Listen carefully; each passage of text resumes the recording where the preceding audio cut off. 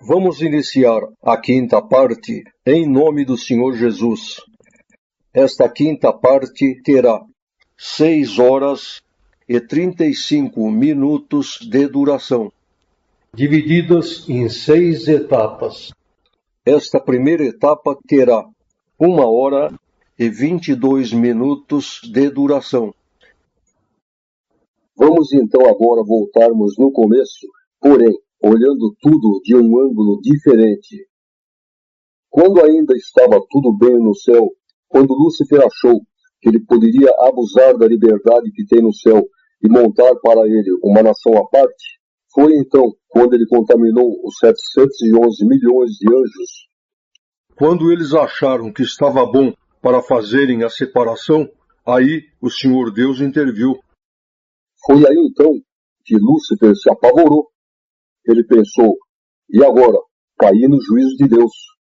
Que mais que rapidamente, ele maquinou um plano, para quê? Para tentar salvar a sua pele, pegando Deus na sua própria justiça. Olhem só que loucura, querer pegar o Criador. E o que ele pensou, irmãos, foi o seguinte: se eu conseguir convencer Deus e fazer com que ele deixe que eu entre nas nações, com certeza eu irei criar uma situação que irei deixá-lo sem saída. E acontece, irmãos, que o Senhor Deus viu essa intenção dele. E Deus enxergou isso como um desafio. E se tem uma coisa que não pode acontecer, é alguém desafiar a Deus. Então, foi por esta razão que o Senhor Deus deixou com que ele executasse o seu plano, como dizendo, é assim? Então eu vou deixar que você execute teu plano só para te mostrar que você não pode comigo. Você não é nada. E foi o que aconteceu. O Senhor Deus deu um alerta nas 24 nações e deixou ele livre para que ele fizesse o que ele bem entendesse. Muito bem. Depois que eles livremente contaminaram as 12 nações, fizeram o que eles bem entenderam, aí então chegou um ponto em que o Senhor Deus disse basta e trouxe todos em juízo perante ele. Aí então, nessas alturas, Lúcifer achou que ele estava com a faca e o queijo na mão. Ele pensou, agora eu criei uma situação em que Deus será obrigado a negociar comigo. Ele terá que entrar num acordo comigo. Então ele pensou, Deus é justiça, se ele condenar os traidores, ele será obrigado também a condenar os fiéis. Isto porque o pecado de todos foi o mesmo. O pecado foi terem dado ouvidos a mim. Consequentemente, ele será obrigado a entrar num acordo comigo, nós iremos nos ajeitar e continuaremos vivendo aqui no céu. Foi aí quando o Senhor Deus se riu dele e disse, com você não tem acordo. Resumindo, eu vou criar um novo lugar de habitação, no caso a terra, e toda essa parte do céu que se contaminou irá passar por lá. Não tem negócio com você. E sendo assim, irmãos, Lúcifer não se deu por vencido e começou então a estudar um jeito de ter uma saída para esta situação. Então ele pensou, se Deus não implantar a sua graça na terra, será impossível que aqueles que na terra tiverem que guerrear comigo me derrotem. Então o que eu tenho que fazer? É somente tentar impedir com que a graça de Deus seja implantada na terra. E para que eu consiga isso, eu tenho que fazer uma coisa. Eu tenho que derrotar o arcanjo Miguel. Só que aí ele pensou, o problema é que eu sou um querubim, e Miguel é um arcanjo, ele é superior a mim. Como fazer isso? Como conseguir derrotá-lo? Foi aí então que ele teve uma outra ideia. Lançou um desafio para o Senhor Jesus e disse, vai com a natureza humana na terra que eu te derroto. Olha só que covardia. Só, irmãos, que o Senhor Jesus, ele é valente. Ele não é de fugir de desafio. E sendo assim, ele aceitou. Tudo bem, eu vou com uma natureza humana e lá nós iremos decidir. Muito bem, o desafio foi lançado, foi aceito. E aí, irmãos, aconteceu que enquanto Deus estava formando esta terra, quando a humanidade começou a passar por aqui, entrou em Lúcifer uma preocupação. ele pensou o seguinte: nessas condições, o Filho de Deus vindo a esta terra com uma natureza humana, eu tenho todas as condições de derrotá-lo. E ele sabia, se ele conseguisse o seu objetivo, eles ficariam no céu eternamente. Só que aí ele pensou: mas e se der alguma coisa errada? Ele sabia que se caso ele fosse derrotado aqui nesta terra, todos eles seriam expulsos do céu, passariam um tempo aqui nesta terra, e depois só restaria para eles a condenação eterna, o fogo eterno. Foi aí que ele chegou à seguinte conclusão: se der qualquer coisa errada e isso acontecer, eu não terei outra alternativa. O sonho que eu não consegui realizar no céu, eu irei realizá-lo aqui nesta terra, nesse período em que eu irei ficar aqui. Porque, afinal de contas, eu ficaria aqui nesta terra até o ano de 2061, quando se iniciará um milênio. Isto significa que eu ficaria aqui nesta terra por 1250 anos. E 1250 anos na frequência de tempo da Terra é muito tempo. Foi aí então que Lúcifer, meio a contragosto, idealizou um segundo plano, um plano B, um plano reserva. Um plano para que, se caso acontecesse o pior, se ele aqui na Terra fosse derrotado pelo Senhor Jesus, então esse plano seria implantado aqui. Então, irmãos, vejamos bem. O objetivo dele era derrotar o Senhor Jesus e continuar no céu eternamente. Porém, se desse alguma coisa errada e ele fosse derrotado, aí, infelizmente para ele, a única opção que sobraria seria implantar este plano reserva aqui na Terra. Dando uma pausa, os irmãos sabem que as cidades aqui na Terra, todas elas possuem um plano chamado plano diretor. O que significa isso? Vamos pegar, por exemplo, uma cidade como São Paulo. Há 50, 70 anos atrás, os governantes da época pegaram o mapa da cidade e já começaram a projetar como seria o seu crescimento. Isto significa que ruas, avenidas que estão sendo abertas hoje, isto já foi projetado há 50, 60 anos atrás. Em 1964, eu era menino, e nessas alturas eu tinha um tio que morava na Avenida Paulista, em São Paulo. E eu me lembro que um dia estava em sua casa e eu vi ele comentando com meu pai o seguinte: o plano diretor de São Paulo diz que daqui a 30 anos irá passar um trem aqui embaixo da Avenida Paulista. E foi o que aconteceu. Nos anos 90, foi construído o metrô embaixo da Avenida Paulista.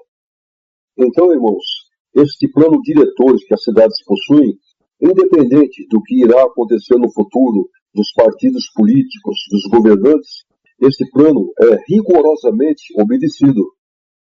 E foi isso o que Lúcifer fez. Ele criou um plano diretor para que fosse implantado aqui nesta terra, caso ele fosse derrotado. Ou melhor, não foi um plano só não, foram dois planos. Vamos então falar do seu primeiro plano. Como nós já falamos, a sua intenção seria, caso fosse derrotado, o sonho que ele não conseguiu realizar no céu, ele o realizaria aqui nesta terra.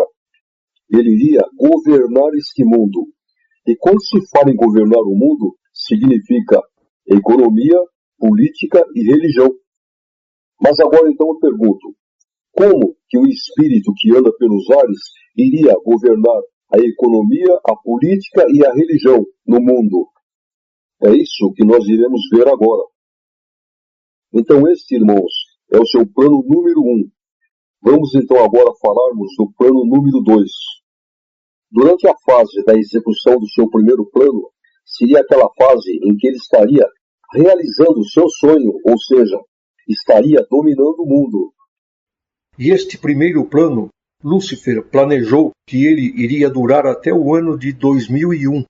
Então, em 2001, seria a hora em que ele deveria começar a implantação na Terra do seu plano número 2. Mas por quê? Porque os tempos determinados por Deus para que tudo isso se cumprisse, Lúcifer teria que fazer com que a fome entrasse no mundo, fazer com que acontecesse a Terceira Guerra Mundial, e aí toda esta organização que ele havia criado iria chegar ao seu final. Tudo isso por causa do pouco tempo que ele teria para implantar na Terra o seu plano número 2. Isto, infelizmente, para Lúcifer, porque eu não sei se os irmãos sabem, Satanás, ele gosta dessa terra. Aqui é o reino dele. E ele sabe que depois que tudo isso aqui acabar, só restará para ele a condenação eterna, o inferno. Então, irmãos, muito a contragosto, Lúcifer foi obrigado a criar o seu plano número 2. E esse plano chama-se Nova Ordem Mundial. Muito bem, voltando lá atrás, chegou a hora em que o Senhor Jesus veio a esta terra e Lúcifer, então, estava ansioso em derrotá-lo, porque realmente o que ele queria era continuar eternamente no céu. Chegou então a hora da guerra, a hora em que aconteceu o duelo entre os dois. Naquelas horas em que o Senhor Jesus ficou pendurado no madeiro da cruz, foi um duelo terrível. O inferno, desesperado, fez de tudo para conseguir fazer com que ele pecasse, mas o Senhor Jesus foi vencedor. Resumindo, o Senhor Jesus, depois que ressuscitou, ficou mais 40 dias aqui, e aí então ele retornou para o céu. Nessas alturas, aqui na terra, era o ano 33. E sendo assim, quando o Senhor Jesus entrou no céu, ele começou a se preparar para uma batalha, para uma guerra. Por quê? Porque agora sim, ele iria expulsar do céu Satanás e todos os seus anjos. Porque nessas alturas, eles já haviam perdido o direito de continuarem no céu. E foi o que aconteceu. O Senhor Jesus se organizou e aí começou a batalha. Dando uma pausa, uma curiosidade.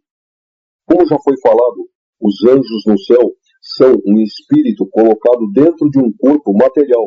O Senhor Jesus também. Agora, Satanás e os demônios, eles estavam no céu, porém, em espírito. Eles não possuíam corpos. Os irmãos já imaginaram como seria uma guerra entre seres que possuem um corpo material contra espíritos? O Senhor mostrou.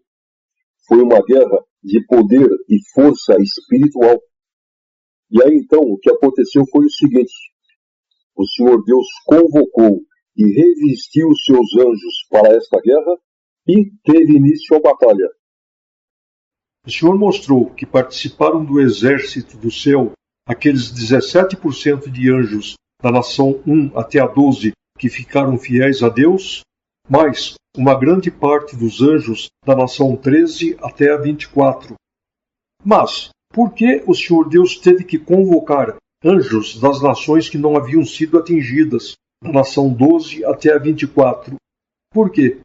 Será que esses 17% de anjos da nação 1 até a 12 não seriam suficientes? Não, eles seriam suficientes. Porém, o Senhor mostrou que quando começou a batalha, o exército do céu focou primeiramente em Lúcifer.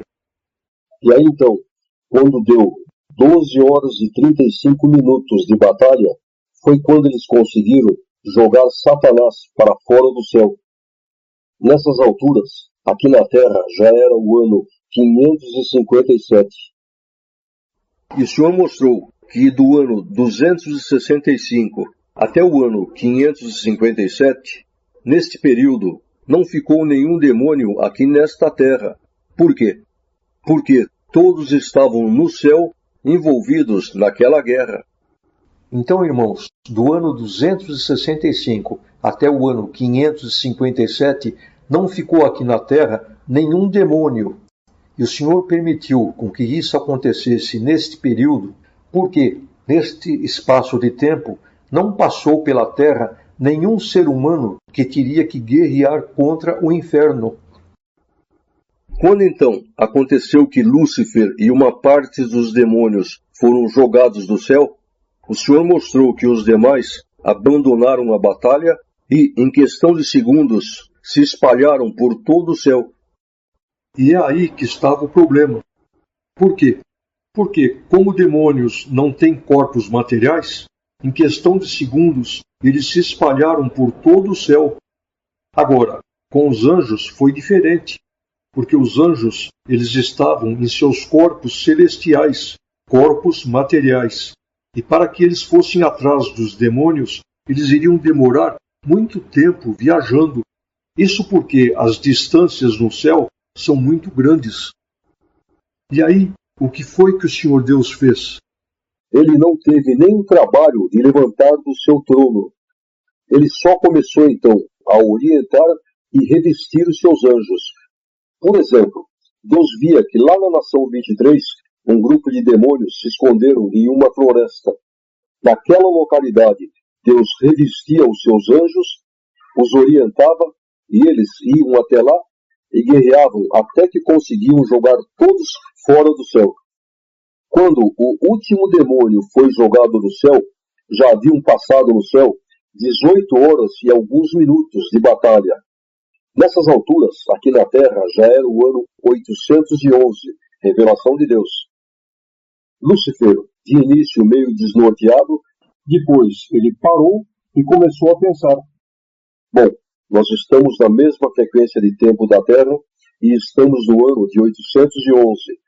Eu serei preso somente no ano de 2061, quando terá início o milênio. E sendo assim, eu tenho 1250 anos para ficar aqui nesta terra. Isso do ano 811 até o ano de 2061, quando se iniciará o milênio e eu serei preso. E 1250 anos na frequência de tempo da Terra é muito tempo. E foi então que Lúcifer, muito frustrado, não teve outra opção. Começou a implantação de seu plano diretor aqui na Terra. Então agora nós começaremos a ver como foi que ele conseguiu dominar a economia, a política e a religião. Antes, porém, um detalhe muito importante. Os irmãos sabem que aqui na Terra os fazendeiros costumam marcar todo o gado que eles possuem. Por quê? Porque se acontecer de algum escapar, está com a marca dele e será identificado. Agora, os irmãos sabiam que Satanás, ele carimba tudo o que é dele? Os irmãos sabem que no céu é usado muito simbologia. Simbologia é a arte de se transmitir mensagens através de símbolos. E no céu isso é muito usado. E como ele veio de lá, então ele quis continuar usando isto aqui na Terra.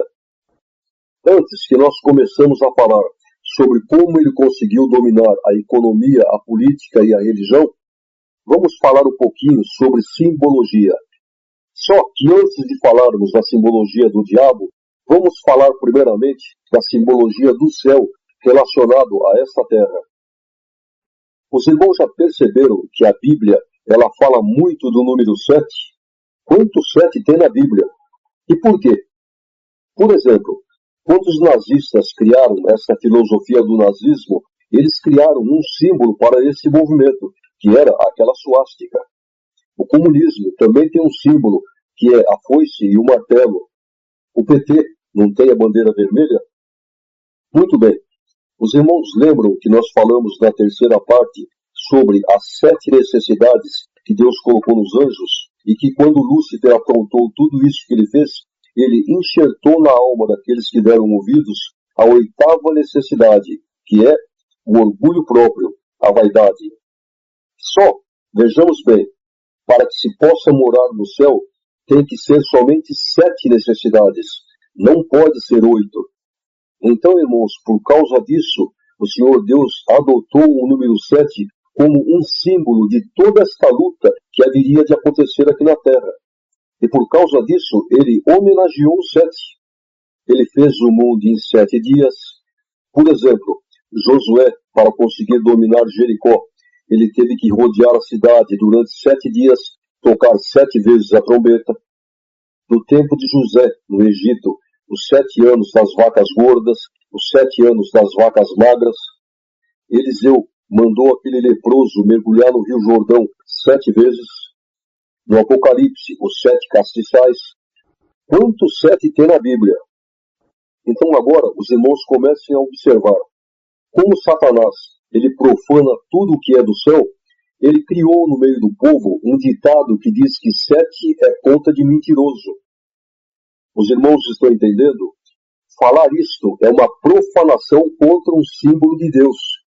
Se por acaso, por falta de conhecimento, nós já pronunciamos essas palavras, tudo bem, o Senhor perdoa. Porém, a partir de agora, nós já estamos sabendo.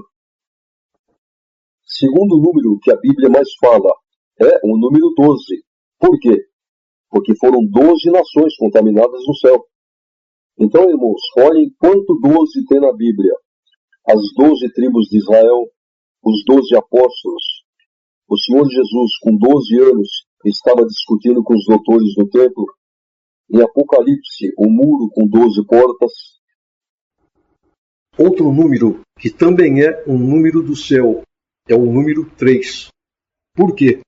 Porque o Senhor Deus definiu, logo no começo, que seriam 3 os fundamentos da obra de Deus aqui na terra: o Pai, o Filho e o Espírito Santo. Outro número que aparece bastante na Bíblia é o número 4. Por quê? Os irmãos se lembram que nas 12 nações que foram contaminadas formaram-se 4 grupos?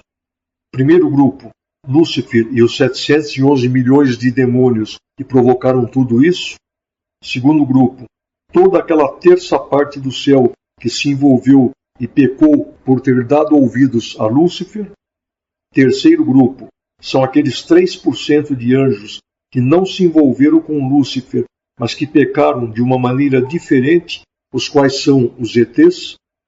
Quarto grupo, são aqueles que não se envolveram e nem pecaram, os quais são os anjos que continuam no céu. Daí então o Senhor também ter adotado o número 4 como um símbolo. Só que o Senhor Deus associou o 4 com o 3. Isso quer dizer que o 4, na Bíblia, ele aparece de 3 formas. Ele pode vir como 4, 40 ou 400. Então, por exemplo, o povo judeu ficou no Egito durante 4 séculos. Era para demorar 40 dias para atravessar o deserto, demoraram 40 anos. Lázaro ficou 4 dias na sepultura.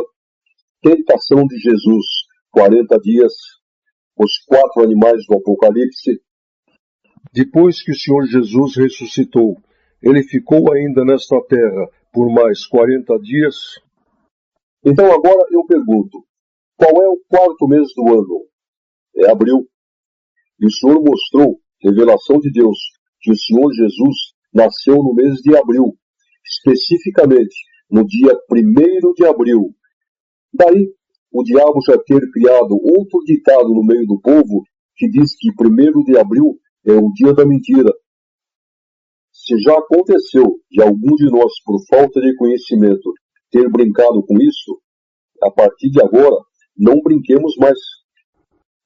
No início da obra de Deus aqui no Brasil, os anciãos oraram a Deus e perguntaram para o Senhor qual foi o dia do nascimento do Senhor Jesus, porque eles sabiam que não é 25 de dezembro. E o Senhor respondeu para eles que o dia do nascimento não importa. O que importa é que seja comemorado a sua morte, a Santa Ceia.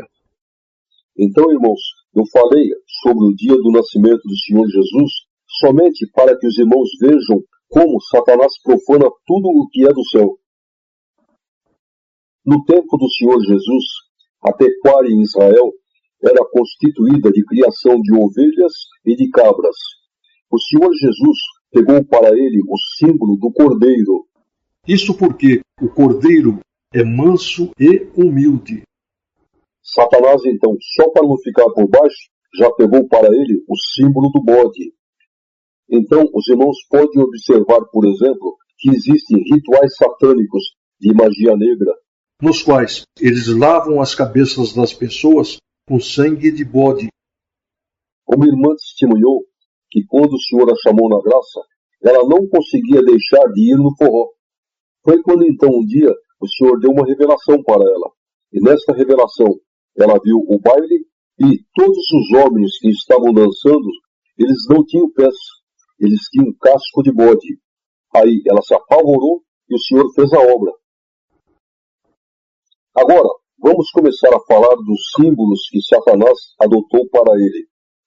A Bíblia, ela se refere a Satanás como sendo a estrela caída, 14 de Isaías, como caíste do céu, ó estrela. Se nós desenharmos uma estrela, os irmãos irão observar que ela possui 5 pontas, uma em cima, 2 nas laterais superiores e 2 embaixo. Como a Bíblia fala em estrela caída, o que Satanás fez? Ele associou a estrela com o bode, ou seja, ele inverteu a estrela, e aí acabou ficando os chifres do bode, a barba do bode e o cavanhaque do bode. Segundo símbolo, os irmãos imaginem uma multinacional que tenha 30 mil funcionários. Ali tem um presidente que controla tudo. Como que ele consegue fazer isso? Aquilo é dividido em seções, cada seção tem um chefe, cada 2, 3 seções tem um gerente, depois tem gerente de departamento, acima deles tem a diretoria, que se reportam ao presidente.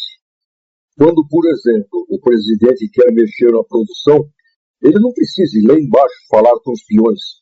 Ele chama o diretor da área, passa a ordem, aquela ordem vai descendo até chegar nas seções. Então, irmãos, no céu, Satanás, para conseguir fazer tudo isso que ele fez, ele se organizou da seguinte maneira. Igual ao exemplo que nós demos da multinacional.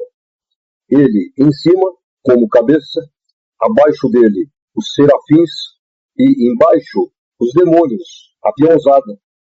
Então, irmãos, foi assim que ele trabalhou no céu. Ele no comando, passando as ordens para a diretoria, que eram os serafins, e os serafins controlando, remanejando a peãozada. Isso, irmãos, não é um triângulo. Começa com um em cima, no meio os serafins e embaixo a peãozada, que são os demônios. Por outro lado, Satanás morre de inveja da onisciência de Deus, da onipresença de Deus, porque Deus vê tudo, ele está em todos os lugares. Então o que ele fez? Ele criou para ele um símbolo que é um olho. Ele diz que é o olho que tudo vê. E aí, ele associou esse olho com o triângulo. Com isto, ele quer dizer que através da sua organização, que é o triângulo, ele é o olho que tudo vê. Mentira! A visão dele é bem limitada. Os irmãos querem ver? Um dia, eu considerando essa capacidade que o nosso Deus tem de ler a mente de todos os humanos ao mesmo tempo, eu fiz uma pergunta para o Senhor. Senhor, um anjo tem a capacidade de ler a mente de vários seres humanos ao mesmo tempo? O Senhor respondeu, tem. Aí eu perguntei, mas de quantos? Então disse o Senhor que um anjo, ele tem a capacidade de ler a mente de 7 pessoas ao mesmo tempo. Aí eu perguntei para o Senhor, e um serafim? O Senhor respondeu, um serafim, ele consegue ler a mente de 11 pessoas ao mesmo tempo. E aí eu perguntei, e um querubim? Então o Senhor respondeu que um querubim, ele tem a capacidade de ler a mente de 21 pessoas ao mesmo tempo. Foi então que eu perguntei, e o Senhor Jesus? Aí o Senhor não quis responder. Mas então eu perguntei, Senhor, uma congregação, estando lotada com 700 pessoas, o Senhor Jesus, ele consegue ler o pensamento de todos ao mesmo tempo? Então o Senhor respondeu que sim, ele consegue. Isso, irmãos, para que nós vejamos o nível que é o Senhor Jesus, um arcanjo. Então agora, os irmãos vejam bem. Um querubim tem a capacidade de ler o pensamento de 21 seres humanos ao mesmo tempo. Satanás era um querubim e, portanto, ele tem essa capacidade. Só que agora os irmãos vejam a ousadia deste mentiroso. Ele diz que ele é o olho que tudo vê. Mas como que é o olho que tudo vê, se ele consegue ler somente o pensamento de 21 seres humanos ao mesmo tempo? Mentiroso. Dá para nós rirmos ou não dá? Outro símbolo que Lúcifer adotou para ele é a coruja. Por quê? Porque a coruja, o pescoço dela vira quase 360 graus. Então simboliza o olho que tudo vê. E também porque a coruja, ela só anda à noite. Isso simplesmente simboliza que ele opera nas trevas espirituais. Satanás, então, precisava de um número. Como no céu ele conseguiu contaminar somente 12 nações, sendo que ele não conseguiu invadir a 13ª nação. E devido ao fato de Deus ter adotado o número 12 como um símbolo do céu, por quê? Por causa das 12 nações que foram atingidas, o que Lúcifer fez? Ele pegou esse número 12 mais um que é ele, 13. Sendo que esse número, então, o 13, passou a ser o seu número. Então agora, vamos falar sobre o principal símbolo criado por Lúcifer, o qual é o 666. Em que Lúcifer se baseou para criá-lo?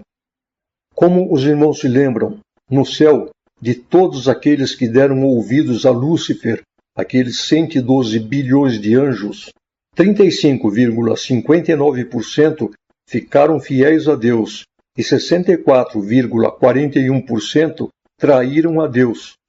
Só que nós estamos falando somente daqueles que deram ouvidos, desta humanidade que passa pela Terra. Agora, se nós incluirmos nesta conta os ETs, mais os 711 milhões de demônios que hoje andam pelos ares, essas porcentagens irão mudar.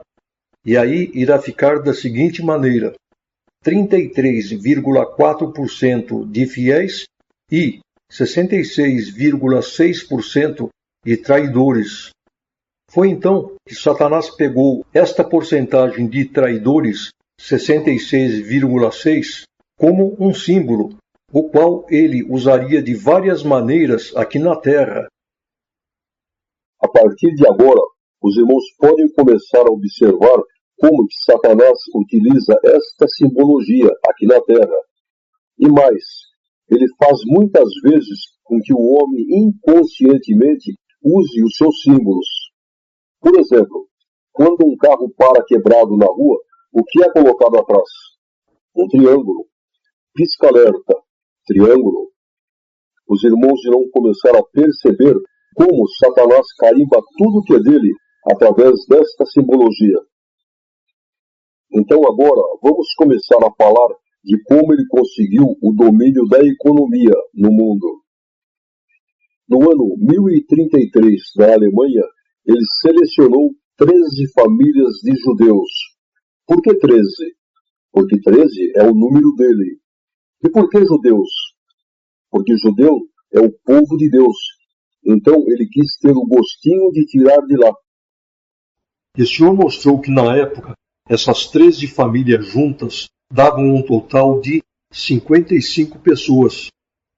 Ele apareceu para essas famílias pessoalmente, fisicamente, e falou assim: a partir de agora, vocês irão fazer tudo o que eu mandar e eu irei enriquecer vocês. Fez com que eles vendessem as suas almas a ele a troco de riqueza. E disse mais: a partir de agora, eu quero que quando vocês se casarem somente entre vocês, entre essas 13 famílias. Não se misturem com famílias de fora. Por quê? Para que seja concentrada toda esta fortuna que eu irei dar somente entre vocês.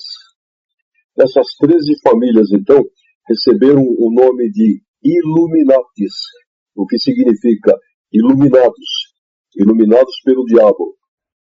E tem mais. Eu não sei se os irmãos sabem, mas foram eles, os Illuminatis, que colocaram o nome do diabo de Lúcifer. Lúcifer não é nome bíblico. E a partir daí, Satanás começou a orientá-los. Compra esse negócio, monta aquele outro negócio. O Senhor mostrou que hoje essas 13 famílias juntas formam um total de 672 mil pessoas. Hoje, essas 13 famílias são donas de 78% de todo o dinheiro que tem no mundo. Os irmãos sabiam disso? Quando a imprensa fala a respeito dos homens mais ricos do mundo, desses milionários, ela está falando desses 22% que sobraram. Por quê? Porque sobre os 78% da fortuna que pertencem a essas 13 famílias, isso a imprensa não pode publicar, porque é proibido. E uma curiosidade, dentre essas 13 famílias, tem uma que é a mais poderosa, e o chefe dela chama-se Barão de Rothschild. E esta família, dos 78% do dinheiro do mundo, 52% é deles. E a sede deles é em Londres, em um bairro chamado Crown. E ali existe uma bolsa de valores que nunca fecha. Ela é aberta 24 horas por dia. Por quê? Pelo seguinte, Satanás, ele se comunica com o chefe dessas famílias pessoalmente, fisicamente. Ele aparece, eles se sentam para conversar como se fossem dois seres humanos. E sendo assim, é desta maneira que Lúcifer passa para eles todas as ordens, todas as diretrizes. E uma das ordens que Lúcifer passou para eles é a seguinte: vocês têm sempre que angariar mais. Por quê? Quanto mais, melhor. Quanto mais ele tem o controle da economia no mundo. Esses Illuminatis, eles não ligam muito para a família, para o romance. O objetivo deles é só um, é ganhar mais, sempre mais. É uma alucinação. Hoje, esses Illuminatis são identificados pela mídia pelo nome de globalistas. Então, irmãos, voltando novamente a falar sobre a sua simbologia, a Tetra Pak, esta multinacional que fabrica todas as caixinhas de leite, caixinhas de massa de tomate, de sucos, pertence a eles. Então, os irmãos podem observar. Os irmãos peguem qualquer uma dessas caixinhas e os irmãos observem que em uma das suas laterais está ali o carimbo do diabo, que é o triângulo com um olho dentro. Outro exemplo, existe aqui no Brasil uma marca de carros chineses chamada Chery. Os irmãos observem o símbolo deste carro. É um olho com o triângulo dentro. Então agora, irmãos, vamos falar sobre política. Como que ele conseguiu dominar a política? No ano de 1776, foi fundado na Europa a Sociedade de Maçonaria. Na época, não havia nada de espiritual envolvido. Eram simplesmente um grupo de arquitetos, homens ricos, que resolveram fazer uma sociedade com o único objetivo de influenciar os governos, o legislativo, o judiciário, a seu favor. E sendo assim, eles começaram a se infiltrar em todos esses setores. 48 anos depois, ou seja, no ano de 1824, Lúcifer fez com que eles se unissem aos Illuminatis, formando então a maçonaria moderna. Esses se uniram a aquelas 13 famílias dos Illuminatis, porém eles não eram Illuminatis. Mas então, por que Lúcifer fez esta união? Simplesmente porque, como eles já estavam infiltrados em todos os setores da sociedade, nos parlamentos, nos governos, nos judiciários, então Lúcifer fez esta fusão para que eles passassem a trabalhar para os Illuminatis. Eles passariam a ser serviçais dos Illuminatis, como nós veremos daqui a pouco. Antes de continuarmos, irmãos, eu quero adiantar que eu nunca li um livro de maçonaria. Deus é minha testemunha. Tudo o que eu estou falando e que irei falar foi revelação de Deus. O Senhor que mostrou. Muito bem. A maçonaria moderna, ela é uma pirâmide composta por 33 degraus. Foi aí então que eu orei a Deus e perguntei para o Senhor: mas por que 33 degraus? E o Senhor mostrou. O que acontece é o seguinte: Satanás e os demônios, eles não gostam de Deus. Porém, quem eles odeiam mesmo é o Senhor Jesus. Por quê? Foi o Senhor Jesus que os derrotou aqui nesta terra e tirou deles o direito de continuarem no céu. Então, só para que os irmãos entendam melhor, vamos criar um exemplo. Os irmãos imaginem um homem que arrume uma briga contra uma outra pessoa. Só que ele não tem coragem de enfrentá-lo pessoalmente. Ele é covarde. Então o que ele faz? Por trás, ele fica fazendo zombarias, fazendo críticas, falando mal. E foi isso o que Satanás fez. Como ele foi derrotado pelo Senhor Jesus, só restou para ele ficar inventando bobagens, fazendo zombarias. E, como a missão do Senhor Jesus aqui nesta terra durou 33 anos, Satanás então pegou esse número 33 para formar a sua pirâmide. Isso não é nada mais, nada menos que um perdedor covarde que, além de estar ressentido, está despeitado. Ridículo, não é verdade? E sendo assim, irmãos, dentro desses 33 graus existem 4 camadas, ou seja, 4 grupos. As 2 primeiras camadas de baixo são formadas somente por maçons, os quais foram agregados à pirâmide por Lúcifer somente para que eles trabalhassem para os Illuminates. Eles são serviçais dos Illuminates. Agora, as 2 camadas superiores são constituídas somente por aquelas 13 famílias dos Illuminates. E sendo assim, ninguém que não pertença a essas 13 famílias tem acesso, como também não sabem absolutamente nada sobre o que acontece nessas 2 camadas superiores. A primeira camada, ela vai do grau número 1 até o grau 14. A segunda camada começa no grau 15 e vai até o 18. A terceira camada começa no grau 19 e vai até o 25. E finalmente a quarta camada começa no grau 26 e vai até o 33, o qual é o último grau. Já nós iremos destrinchar o que acontece em cada uma dessas camadas. Voltando no ano de 1824, quando Lúcifer provocou esta fusão, Satanás então os orientou para que eles se radicassem nos Estados Unidos. E sendo assim, todo o comando e controle da política passou a ser em Washington. Então, olhem só, os irmãos já chegaram a observar uma nota de $1. É só fazer o seguinte, olhem no verso dela e ali os irmãos verão que existe uma pirâmide, a qual representa a maçonaria moderna, e esta pirâmide, se os irmãos pegarem uma lente e colocarem sobre ela, os irmãos irão observar que ela possui 33 tijolos, que são os 33 graus da maçonaria. E aí, os irmãos observem que em cima a pirâmide não é acabada. E se os irmãos observarem com a lente, os irmãos irão ver que na horizontal existem 13 tijolos, que representam as 13 famílias dos Illuminates. E aí então, acima dessa pirâmide, vem o complemento dela, que é um triângulo com um olho que tudo vê. O comando da pirâmide, Satanás e sua organização.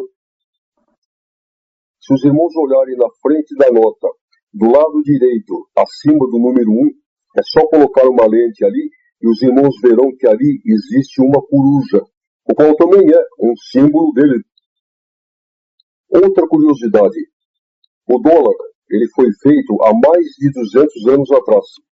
Se os irmãos pegarem uma nota de $20 e dobrarem ela de uma forma que não dá para explicar assim falando, os irmãos irão ver que ali já estão as 2 torres gêmeas, o World Trade Center.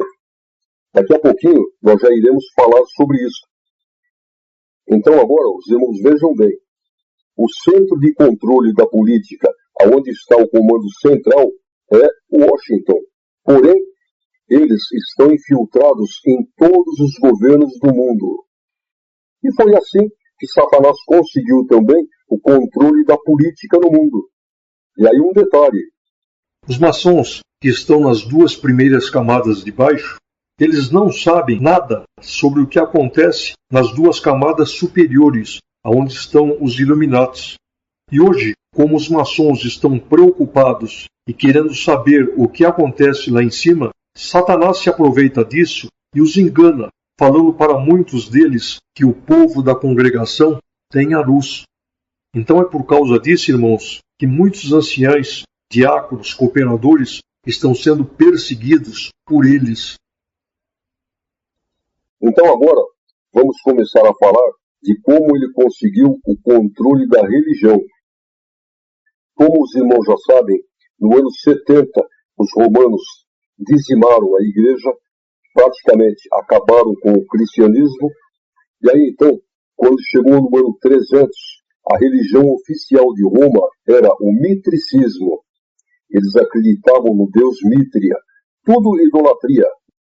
E nesta época, no ano 300, o rei de Roma era Constantino. E aconteceu que Constantino iria entrar em guerra contra Alexandria. E como nessas alturas Roma já não era mais tão forte como era antigamente, Constantino estava temeroso. Ele achava que ele poderia perder a guerra. E foi então quando um dia Constantino teve uma visão diabólica.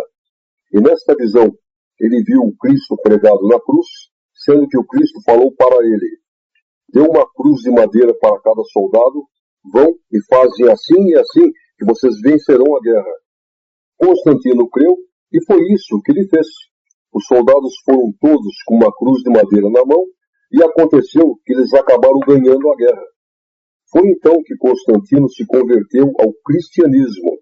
E quando ele voltou para Roma, ele fundou a Igreja Católica Apostólica Romana. Uma curiosidade: os católicos falam que Pedro foi o primeiro Papa. Só que Pedro morreu no ano 70 e a Igreja Católica Apostólica Romana foi fundada no ano 300. E foi assim que Constantino começou a substituir todos aqueles deuses do mitricismo pelo cristianismo. Então, por exemplo, os ídolos da Igreja Católica, como São Pedro, São Paulo, esses substituíram os ídolos do mitricismo. A festa principal que eles tinham era no dia 25 de dezembro, que era a festa do Deus do Sol. Ele substituiu, passou a ser o nascimento de Cristo. Por isso, irmãos, que Natal é idolatria. E foi assim que, resumidamente falando, ele montou a Igreja Católica Apostólica Romana. Muito bem. Os irmãos sabem aquela cúpula da Igreja Católica, aqueles cardeais que elegem o Papa? Então, quando chegou no ano de 584, foi para eles que Lúcifer apareceu pessoalmente e começou a conversar com eles, dizendo: isto daqui é uma organização minha e a partir de agora vocês terão vida boa, dinheiro, orgias, porém, eu quero que todas as vezes que vocês se apresentarem perante o povo, vocês demonstrem uma aparência de santidade. Na Idade Média foi construído ao lado do Vaticano um obelisco. E esse obelisco é um antigo símbolo egípcio, que era o símbolo da prostituição. Este obelisco ele é constituído de uma haste, que simboliza o órgão masculino, e embaixo uma base, que simboliza o órgão feminino. Dando uma pausa. Outro dia, aqui em São Paulo, eu estava passando na Avenida Borges Lagoa, e ali existe um templo da Igreja Católica muito grande. E quando eu estava passando em frente, eu olhei para cima, e foi aí que eu observei que em uma das torres estava ali um triângulo, e em cima do triângulo uma cruz. Isto é uma mensagem que significa: isto daqui é uma organização minha e todos que estão aqui dentro estão mortos. Os irmãos estão vendo o carimbo do diabo? Voltando lá atrás, no século VI, aconteceu que grupos que praticavam rituais satânicos resolveram criar um crucifixo diferente, chamado de crucifixo satânico. Mas o que significa isso? É o seguinte: os romanos, eles costumavam crucificar os criminosos, os ladrões, os assassinos. Porém, quando a pessoa era da pior espécie, que era considerado um lixo da sociedade, Então eles crucificavam de uma maneira diferente. Eles crucificavam a pessoa com os braços para cima e com o corpo todo jogado para frente. Por quê? Para aumentar o seu sofrimento, aumentar o seu castigo. Eles tinham prazer de ver isso. E foi aí que eles fizeram este crucifixo com o Cristo pregado com os braços para cima e com o corpo todo jogado para frente, como sendo uma escória da sociedade, um lixo. Muito bem, este crucifixo ficou guardado no Vaticano. Então agora os irmãos observem, toda vez que o Papa sai naquele terraço, que ele vai se apresentar perante o povo, ele traz em sua mão este crucifixo, que é o crucifixo satânico, e quando ele se apresenta perante o povo, ele aponta o crucifixo para o obelisco, que é o símbolo da prostituição. Os irmãos estão entendendo? Os macumbeiros, por exemplo, a maioria deles estão enganados. Por quê? Porque eles não têm aquela consciência que é o diabo. Para eles é a Iemanjá, os orixás. Agora, a cúpula da Igreja Católica, o Papa, aí já não. Eles têm consciência de que eles estão trabalhando para o diabo. E sendo assim, o controle da religião passou a ter a sua sede em Roma. Então vejamos bem, o controle da economia está em Londres, o controle da política é em Washington e o controle da religião em Roma. Se os irmãos olharem no mapa, os irmãos irão perceber que é o triângulo certinho. E mais, tanto em Roma, como em Londres, como em Washington, existe o símbolo da prostituição, que é o obelisco. Agora, vejam bem, 78% do dinheiro do mundo estão nas mãos destas 13 famílias. Como foi que Lúcifer conseguiu fazer isso tão rapidamente? É isso que nós iremos ver agora. Vamos voltar no ano de 1824, quando Lúcifer provocou esta fusão entre a maçonaria e os Illuminatis. Lúcifer sabia que para ele tomar o controle da economia não poderia ser fazendo com que eles plantassem milho ou plantassem soja. Isto demoraria muito. Lúcifer então os orientou para que eles se radicassem nos Estados Unidos e montassem fábrica de armas. E disse, vocês montem fábrica de armas porque eu irei provocar uma guerra mundial e aí sim, nós iremos nos fortalecer. Voltando um pouco atrás, no ano de 1769, nasceu na França o imperador Napoleão Bonaparte. Nessas alturas, Lúcifer percebeu que a Europa estava toda em paz, os países desarmados, e foi aí que Lúcifer pensou, mas como conseguir provocar uma guerra mundial nessas condições? Foi aí que ele convenceu Napoleão Bonaparte que ele deveria dominar toda a Europa. Porém, a verdadeira intenção de Lúcifer não era que ele dominasse a Europa, e sim seria somente provocar um agito, fazer com que as nações começassem a se armar. E foi o que ele fez. Napoleão começou a invadir os países da Europa, tirou a tranquilidade do continente, e como a intenção de Lúcifer era somente provocar um agito, quando Napoleão invadiu a Rússia, ele perdeu a guerra e saiu fora de cena. E sendo assim, Lúcifer conseguiu o seu objetivo. Por quê? Porque a partir daí, as nações começaram a se armar. Se o meu vizinho está se armando, eu vou me armar também. E quando chegou no ano de 1914, os países da Europa estavam armados até os dentes. Bastou um pequeno incidente para que explodisse a Primeira Guerra Mundial. De início, os Estados Unidos ficaram de fora, só fornecendo todos os tipos de armamentos. E quando chegou num ponto que Lúcifer achou que estava bom, para que fosse terminada a guerra, então ele fez com que os Estados Unidos entrassem, para quê? Só para decidir. Conclusão, os Estados Unidos emergiu da Primeira Guerra Mundial fortalecido e aquelas 13 famílias, os Illuminatis, agora já estavam poderosas. Só que aí, irmãos, Lúcifer apareceu novamente para eles e disse, ainda não está bom. Eu irei provocar uma outra guerra mundial, a Segunda Guerra, e aí sim, eu irei fortalecer vocês e nós chegaremos no ponto que eu quero. Então agora, os irmãos vejam só. A Alemanha, além dela ter saído da Primeira Guerra Mundial derrotada, economicamente ela ficou devassada.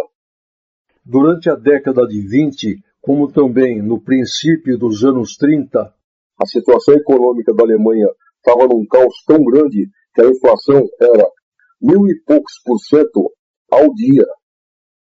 Eu não sei se os irmãos já viram, mas tem fotos daquela época que mostram as pessoas indo nos supermercados, nos armazéns, levando uma carriola de dinheiro e voltavam com poucos pacotes de mercadorias. Foi aí então que Lúcifer chegou para um desses Illuminatis, aliás, o avô do George Bush, esse que foi presidente por último, e falou para ele: eu quero que você saneie a economia da Alemanha e arme ela para que ela possa fazer a Segunda Guerra Mundial. Aí sim, eu irei enriquecer vocês para valer. Então agora, os irmãos vejam só. Durante a década de 20 e no princípio da década de 30, a Alemanha economicamente estava arrasada. A partir da segunda metade dos anos 30, a Alemanha passou a ser uma das principais potências do mundo.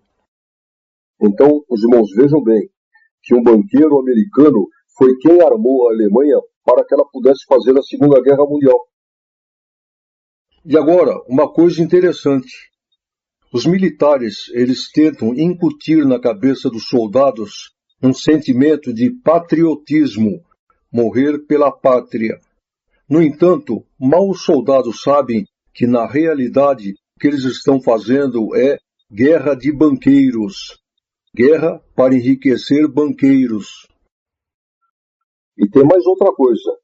Os Illuminatis, eles sabiam que a Alemanha, com um poderio desse, ela não poderia ter no comando um homem inteligente, um general, porque senão ela facilmente dominaria o mundo. E o que eles fizeram? Eles escolheram a dedo Adolf Hitler, um homem praticamente semi-analfabeto e com o perfil que eles precisavam. Aliás, uma curiosidade, eu não sei se os irmãos sabem, mas no decorrer da Segunda Guerra Mundial, os próprios alemães fizeram um complô para matar Hitler, porque eles sabiam que se fosse colocado no comando um general, um homem inteligente, a Alemanha teria condições de vencer a guerra. Foi então quando a inteligência americana descobriu, e o que eles fizeram? Protegeram a vida de Hitler, impediram que ele fosse assassinado. Os irmãos sabiam disso? E aí então, como aconteceu na Primeira Guerra Mundial, de início os Estados Unidos só vendendo armas, só faturando. E aí então, no final, foi a mesma coisa. Eles entraram somente para decidir a guerra. Aliás, eu não sei se os irmãos sabem disso, mas a opinião pública americana era contrária que os Estados Unidos entrassem na guerra. E aí o que aconteceu? Aconteceu que os Illuminatis tramaram aquele ataque japonês à ilha de Pearl Harbor. Os irmãos sabiam disso? Isso foi tudo tramado. Para quê? Para que fosse mudada a opinião pública americana. E foi o que aconteceu. Consequentemente, os Estados Unidos emergiu da Segunda Guerra Mundial como a maior potência do mundo. Foi então que Lúcifer conseguiu realizar seu sonho. O que ele não conseguiu fazer no céu, ele conseguiu fazer aqui na Terra. Falando a respeito deste reinado de Lúcifer aqui na Terra, agora os irmãos passarão a enxergar algumas coisas as quais antes nós não percebíamos. Satanás, sutilmente, ele introduz no meio do povo ditados como, por exemplo, 7 é conta de mentiroso, em terra de cego quem tem um olho é rei. Por exemplo, quando uma pessoa é homossexual, qual é o número que identifica ela? 24. Por quê? Porque no céu são 24 nações. Outro dito que existe no meio do povo, 51, é uma boa ideia. Por quê? Porque no céu Eles demoraram 51 anos para contaminar as 12 nações. Os irmãos querem ver? Maionese Hellmann's. Hellmann's, se for pronunciado em alemão, significa homens brilhantes, numa referência aos Illuminatis. Se for pronunciada em inglês, significa homens do inferno. Nos anos 50, os alunos da Faculdade Largo São Francisco, aqui em São Paulo, criaram um complemento para o Parabéns a Você, que é aquele: é pique, é hora, ratimbum. Este termo, ratimbum, na língua portuguesa, significa que ele é uma onomatopeia. Onomatopeia são palavras derivadas de sons de instrumentos. Então o Rá simbolizava aquela batida no prato, o Tim, aquela batida naquele vidrinho que tem em cima da bateria, e o Bum, a batida no bumbo. Só que esse termo ratimbum, ele era usado na Idade Média em rituais satânicos, o que significa eu te amaldiçoo. Então, os irmãos, olhem só, em um aniversário a gente canta parabéns para um filho e depois eu te amaldiçoo. Só, irmãos, que tem uma curiosidade. O Senhor não revelou essa parte para nós aqui da congregação. Por quê? Porque senão isso iria ficar somente entre nós, o povo da congregação. Porém, como o Senhor não quer que o seu povo pronuncie coisas de rituais satânicos, ele revelou isso lá nas outras igrejas. Por quê? Quando Deus revelou, eles colocaram na internet e agora já está então difundido em todas as igrejas. Se nós começarmos a observar esses ditados mundanos, os irmãos começarão a enxergar o dedo do diabo na maior parte desses ditados. Esses dias, uma irmã que escutou os CDs, ela se ligou e já descobriu um. Os irmãos querem ver? Quando uma pessoa está fazendo coisas erradas, aprontando, tem um ditado no mundo que diz: ele está pintando 7. Os irmãos estão percebendo como Satanás associa as coisas do céu com tudo que é ruim aqui na terra, com tudo que não presta? Neste caso, o mais correto seria a gente dizer: ele está pintando 13. Agora, irmãos, os irmãos prestem atenção. O perigo é que no meio desses ditados existem armadilhas, as quais, se um crente pronunciar, ele poderá até perder a sua alma. Os irmãos querem ver um exemplo? Vamos dizer que 2 irmãos que são trigos se desentendam e acabam discutindo. Vamos dizer que um deles diga sobre o outro um ditado mundano, que é: ele tem espírito de porco. O que ele fez? Ele simplesmente chamou o Espírito Santo que está dentro do seu irmão de espírito de porco. Simplesmente ele pecou contra o Espírito Santo. Os irmãos estão entendendo?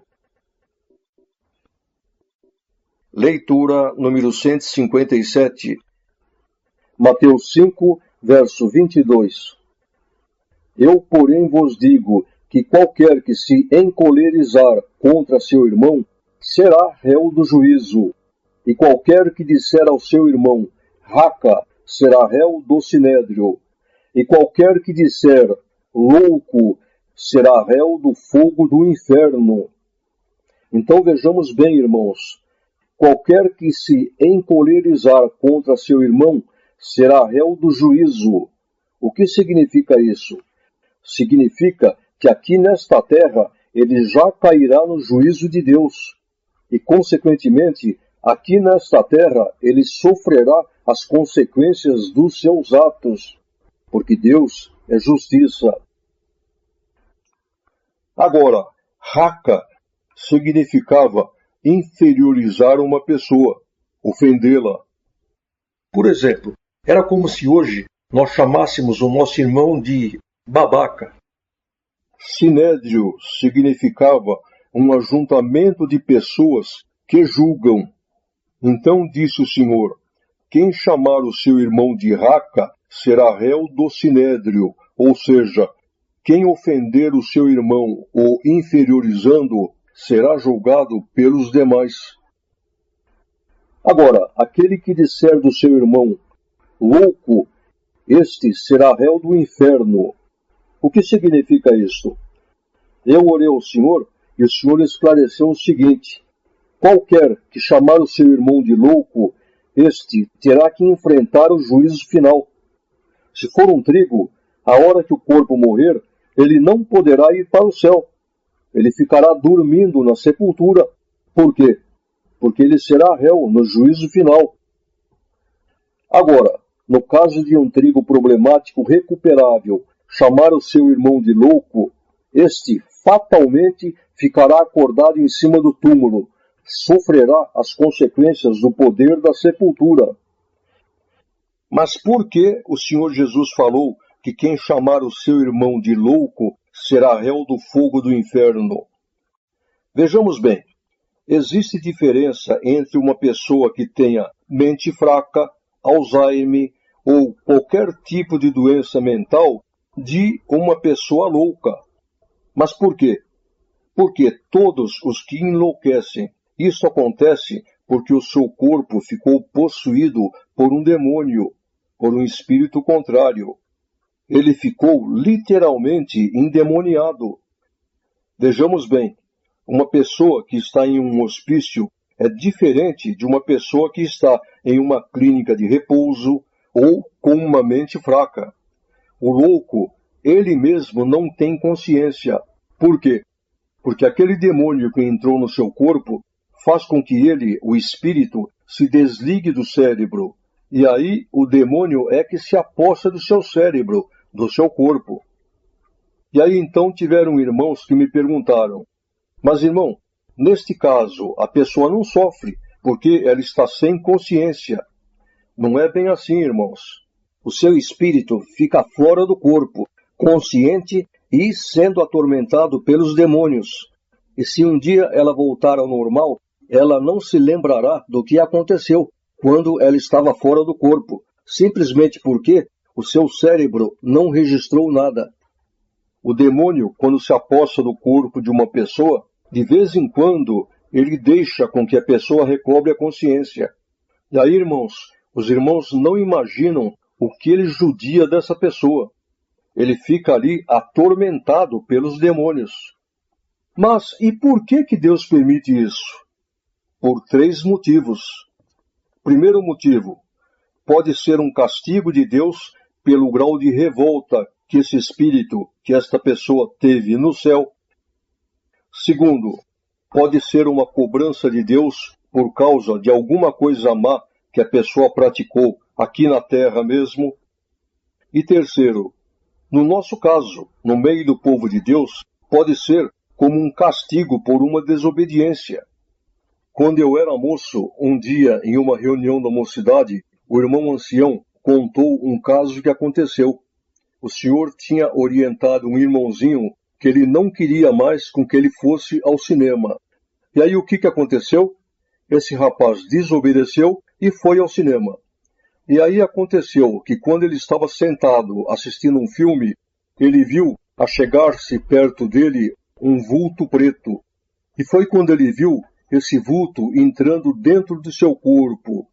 E aí, irmãos, ele ficou endemoniado, começou a gritar, urrar, aprontar um escândalo dentro do cinema, foi tirado à força e, resumindo, os pais e os médicos não tiveram outra opção. Ele teve que ser internado dentro do hospício do Juqueri. Passando uns dias que ele estava ali, o que o senhor fez? O senhor expulsou aquele demônio e ele recobrou a consciência. Só que aí, irmãos, até os médicos se convencerem de que ele estava curado, os irmãos não imaginem o que ele sofreu ali dentro. Então agora, voltando atrás, por que o Senhor Jesus nos proibiu de chamarmos o nosso irmão de louco? Simplesmente porque uma pessoa, quando está louca, ela está na realidade, é possuída por um demônio. Sendo assim, aquele que chamar o seu irmão de louco, ele está simplesmente chamando o Espírito Santo que está dentro do seu irmão de demônio. Os irmãos estão entendendo? Por isso, por essa ofensa, é que ele será réu do fogo eterno. Então, os irmãos, olhem bem as consequências das nossas palavras. Vamos eliminar de nossa mente esta palavra louco. Se alguém já fez isso por não ter este conhecimento, o Senhor perdoa, mas daqui para frente nós já estamos cientes. Muito cuidado. Tem um irmão ancião aqui em São Paulo que ele falou isso em cima do púlpito. Disse ele que um dia em sua casa apareceu um anjo e o anjo disse assim: vem comigo. Neste momento, ele saiu do corpo e começou a acompanhar o anjo. Foi quando eles chegaram em um salão e ali estava havendo uma reunião, porém, uma reunião de demônios. E quem estava presidindo a reunião era o próprio Lúcifer. Então o anjo falou para ele: só escuta. Foi então quando Lúcifer disse: nós precisamos criar uma moda que faça com que o homem se distancie da imagem de Deus e fique mais parecido conosco. Neste momento, um dos demônios que estava sentado arrepiou todo o cabelo para cima e disse: olha aqui. Passou pouco tempo e esta moda de cabelo arrepiado foi lançada. Então agora os irmãos vejam quantos rapazes, irmãos nossos na congregação, usando esta moda, cabelo todo arrepiado para cima, distanciando-se da imagem de Deus e ficando mais parecido com os demônios. Tem um irmão, o qual Deus deu a graça que fosse aberto para ele. Esse irmão, antes de ser crente, ele foi considerado o maior feiticeiro do Brasil. Só para os irmãos terem uma ideia, o corpo dele é totalmente tatuado. Nas costas ele tem a tatuagem do demônio, e depois então que o Senhor chamou na graça, ele tem tanta vergonha que ele só anda de camisa manga comprida e colarinho fechado. Mas o que aconteceu foi o seguinte: ele me contou que ele trabalhava na Rede Globo do Rio de Janeiro, e a Rede Globo pagou para ele para que ele fizesse na África uma faculdade de feitiçaria. Eu nem sabia que existia isso. Então disse ele que todos aqueles autores de novelas, de seriados, antes deles começarem as suas obras de criação, eles fazem rituais de macumbaria para receber inspiração. E agora os irmãos vejam quantos irmãos nossos ficam em frente a uma televisão assistindo novela. Os irmãos já perceberam qual é o símbolo da TV Bandeirantes? Fica direto na tela. É um olho. Aliás, o da Globo também. Não deixa de ser um olho.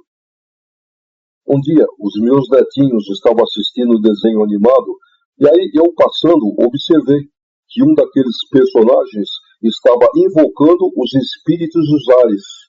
Olha o que eles tentam já incutir na cabeça da criança. Eu vi um cooperador um dia contar que aconteceu a mesma coisa. Ele começou a observar um desenho animado e, de repente, um personagem falou: eu sou maior do que Deus. Olhem o que o diabo já tenta incutir na cabeça das crianças. Este reinado de Satanás aqui na Terra, ele incutiu na cabeça daqueles que são seus o incentivo ao homossexualismo, ao aborto. Para as crianças e os adolescentes, ele já tenta incutir, através das mídias sociais, a ideia do suicídio e outras abominações. Os irmãos sabem que os Estados Unidos foi colonizado por protestantes que vieram da Irlanda. No começo do século XX, eu não sei se os irmãos já viram isso, a população dos Estados Unidos era praticamente toda evangélica. E nesta época, os Illuminatis que estavam no poder eram os avós desses que estão hoje. E o que foi que Lúcifer fez? Lúcifer passou para eles que, para que a nova ordem mundial fosse atingida, seria necessário o seguinte: primeiro, abolir a educação religiosa das escolas. Segundo, liberação sexual para que se iniciasse a propagação de doenças venéreas. Olhem só. Terceiro, liberação do aborto. Então agora os irmãos observem que os Estados Unidos, de uma nação totalmente evangélica, passou a ser um dos países mais depravados do mundo, como é hoje. E agora, uma curiosidade. Qual é o número do PT? É 13. E a presidente Dilma, antes de tomar posse em um discurso que ela fez, ela falou assim: o Brasil já está preparado para participar da nova ordem mundial. Então agora, irmãos, os irmãos começam a entender o porquê que o PT é a favor do homossexualismo, casamento gay, aborto. Falou-se em cartilha gay para já incentivar as crianças ao homossexualismo. Satanás, então, ele percebeu que uma camada da população não aceitava a idolatria. Então o que ele fez? Ele foi falar com alguns desses maçons que são milionários e disse: eu quero que vocês montem em igrejas evangélicas, vocês podem usar elas para ganhar dinheiro, pode prometer milagres, que eu estarei lá para fazer. Só que tem uma coisa, eu quero que vocês, toda vez que se apresentarem perante o povo, assim como fazem os cardeais, o Papa, eu quero que vocês demonstrem uma aparência de santidade. E foram então montadas igrejas, como por exemplo a Universal. Agora, os irmãos sabiam, revelação de Deus, que todos os templos da Igreja Universal, antes que eles sejam inaugurados, é feito a portas fechadas, uma macumba em cima do púlpito. Isso para que Satanás os abençoe, ou seja, para que eles possam ganhar bastante dinheiro. Os irmãos sabiam disso? E se os irmãos olharem na maior parte dos templos, os irmãos irão ver que naquela fachada existe a cruz e o símbolo da maçonaria, que é o compasso com aquele esquadro invertido. Aliás, os irmãos sabem o porquê que aquele compasso com esquadro invertido é o símbolo da maçonaria? Simplesmente porque o compasso ele gira 360 graus, então simboliza o olho que tudo vê. E aquele esquadro que está sobre o compasso representa um ato sexual. O que quer dizer? É o símbolo da prostituição. E agora, irmãos, uma curiosidade. Todos esses homens que praticam rituais satânicos, esses satanistas, os irmãos acham que Satanás é amigo deles? Os irmãos podem crer que não. O reino do diabo é um reino cheio de falsidades, ódio, maldade.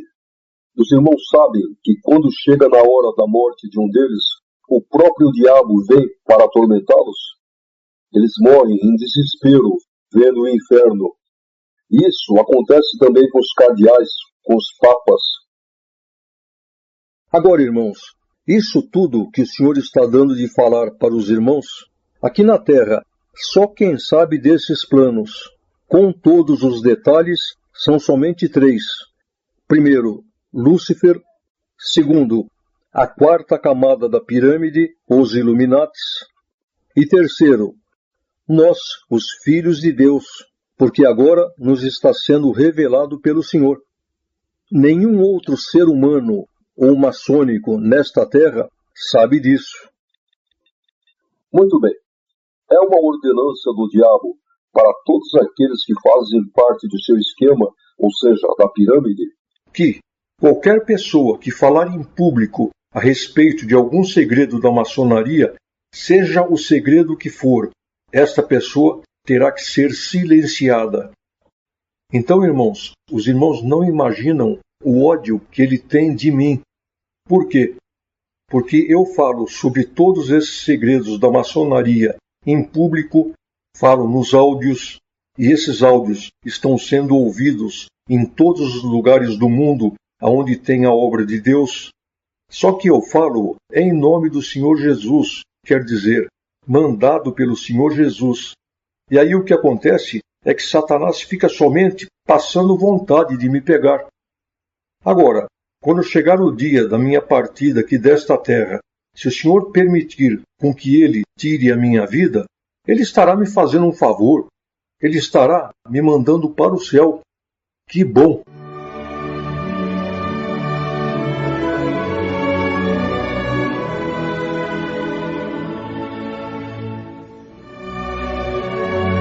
Bem, irmãos, chegamos então ao final da primeira etapa da 5ª parte com a ajuda de Deus.